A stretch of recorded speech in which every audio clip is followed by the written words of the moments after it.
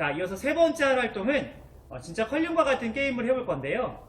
다만 한 가지 틀린 점이 있다고 하면 점수가 2점, 3점, 4점 나는 것이 아니라 그냥 이겼다, 졌다 이렇게 구분을 해볼 겁니다. 그러니까 세트를 가져는 몇 개가 더 가까이 붙든지 상관없이 더 가까이 붙은 팀이 이기는 경기입니다.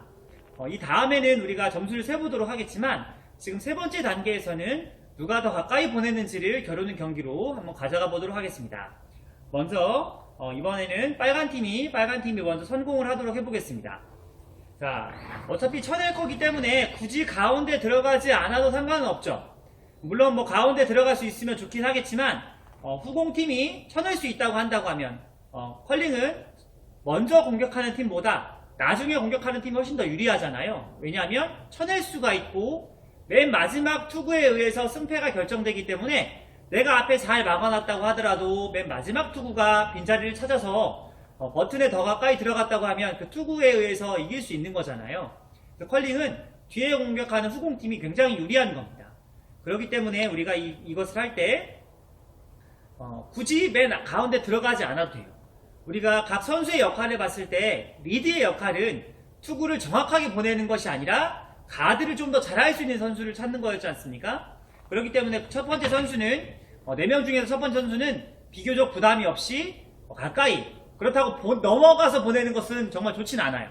그러니까 힘을 너무 과하게 해서 하우스 버튼보다 더 지나가면 그건 좋지 못하지만 힘을 적당히 배분해서 하우스 버튼 앞쪽에 또는 하우스 앞쪽에 가드, 길막, 쉴드를 하는 것이 좋겠습니다.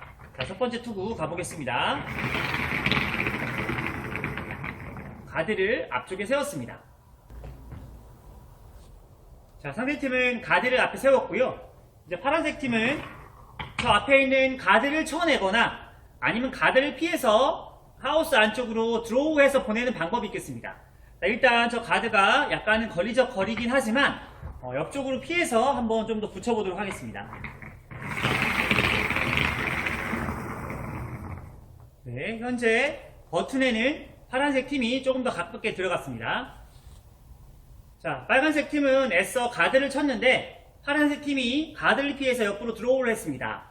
자, 그렇다면 이제 빨간색 팀은 어떻게 해야 되냐면 내 거를 쳐서 안쪽으로 더 보내거나 아니면 파란색을 쳐내거나 아니면 내 것도 드로우해서 안쪽으로 보내거나 이 세 가지 방법이 생기는 거죠.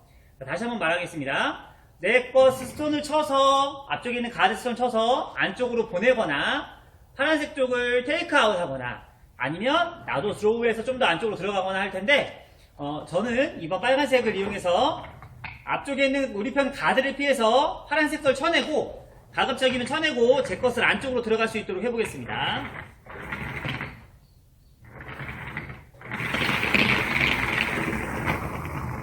네, 쳐냈고요. 쳐냈으니까 선에 저기 엔드라인 뒤에 백라인에 걸렸기 때문에 파란색은 아웃이 되겠습니다. 치우면 되겠죠 이제.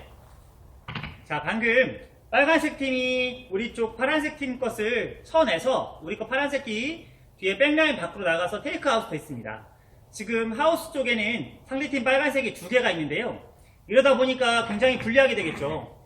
똑같이 쟤를 저 앞쪽 버튼 가까이에 있는 빨간색을 쳐낼 수도 있지만 지금 앞쪽에 있는 빨간색 가드가 뒤쪽에 있는 빨간색 버튼에 있는 빨간색 거를 잘 막아주고 있어요. 쳐내기 어렵게. 그래서 이때는 조금 강하게 쳐서 2개를 다 보낼 수 있으면 좋고요. 보내지 못한다고 하더라도 2개 다 보내지 못한다고 하더라도 이 다음 2개가 아직 남아있잖아요.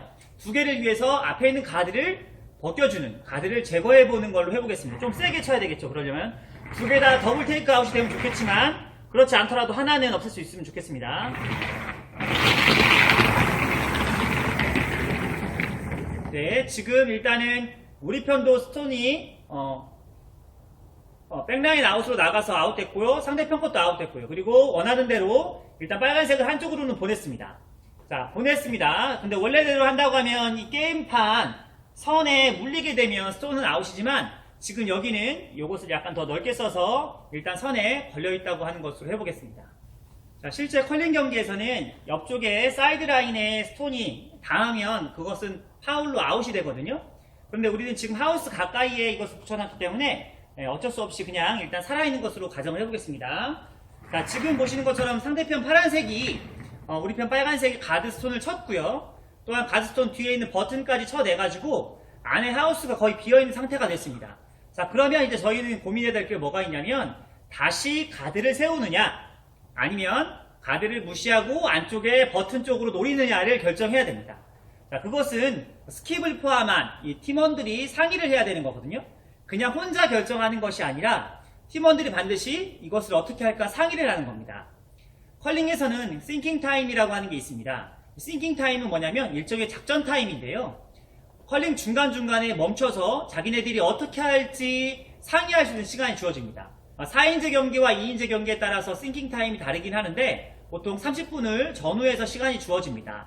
그렇기 때문에 팀원들이 모여서 어떻게 할 건지에 대한 상의를 해보는 것. 이번에 우리 어떻게 할까? 혼자 독단적으로 하는 것이 절대 아니에요. 혼자 독단적으로 하는 것이 아니고 친구와 상의를 해서 특히 스킵의 역할을 존중해서 어떻게 할 건지를 결정하는 거죠. 우리는 상의했다고 치고 우리는 하우스 중앙을 노려보겠습니다.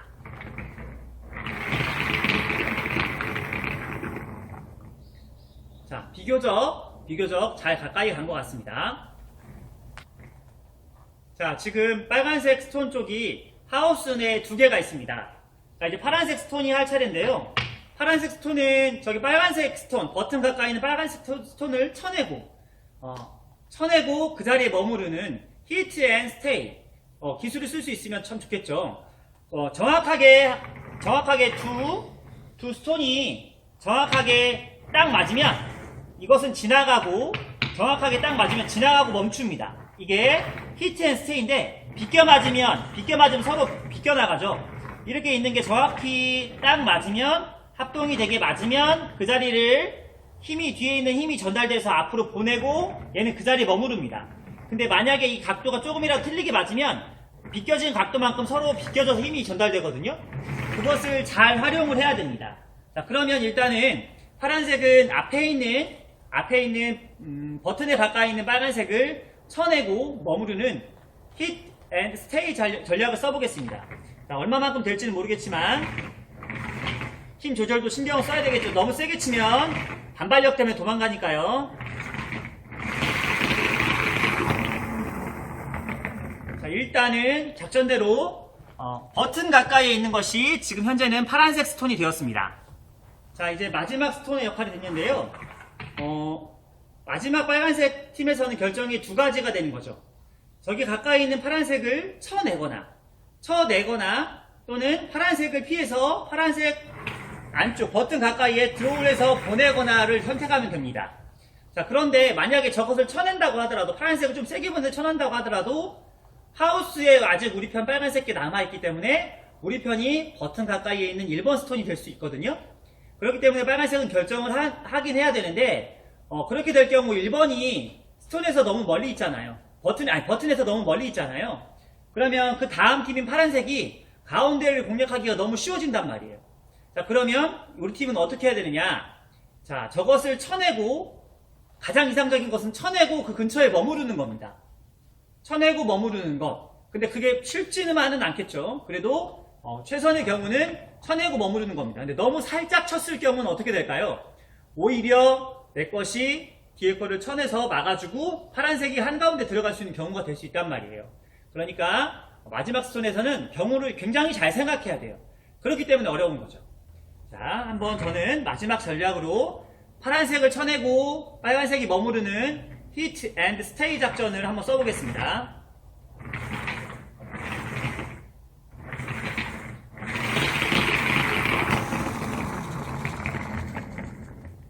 자, 지금 했던 전략대로 잘 됐습니다. 자, 이제 마지막 투구가 됐습니다. 선생님이 아까 얘기했듯이 컬링은 맨 마지막 투구에 의해서 승패가 결정된다고 그랬죠. 맨 마지막 투구가 버튼 가까이 가면 이길 수 있기 때문에 후공팀이 훨씬 더 유리합니다. 선공이 아무리 잘 자리를 잡고 있어도 후공팀이 다 쳐낼 수가 있잖아요.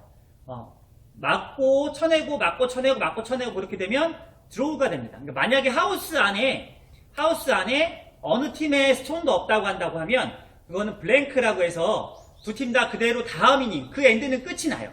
그 엔드는 끝이 나고 그 다음 이닝에 새롭게 다시 시작을 하는 겁니다. 우리가 4인제 경기는 몇 엔드까지 간다 그랬죠? 네, 10엔드입니다. 그러니까 엔드가 하나씩 소멸돼 갈 수도 있잖아요. 그렇기 때문에 후공팀이 어떤 작전을 쓰느냐가 굉장히 중요하긴 합니다. 자, 그런데 재미있는 것, 만약에 우리 팀이 이번에 이겼어요. 1엔드에 점수를 땄습니다. 그럼 2엔드에는 누가 먼저 공격할까요? 네, 그 엔드에 점수를 딴 사람이 그 다음 엔드에는 성공을 하게 됩니다. 자, 다시 정리합니다. 이번 엔드에 승리한 팀이 다음 엔드에 선공이다, 후공이다? 네, 선공이다. 그러니까 선공 불리하게 되는 거죠. 그러니까 가급적이면 자기네 공격 기회에 그러니까 어떻게 될까요? 반드시 공격을 성공해야 되고 이왕이면 다득점이 돼야 됩니다. 만약에 우리 팀이 선공인데 이번 엔드에 이겼어요. 그럼 다음 엔드에 또 선공이 되겠죠. 이렇게 우리가 선공팀인데도 불구하고 이번 엔드에 이기게 되면 이걸 전문용어로 스틸, 훔쳤다. 우리가 도루를 스틸이라고 하잖아요. 그것과 똑같이 스틸이라고 합니다.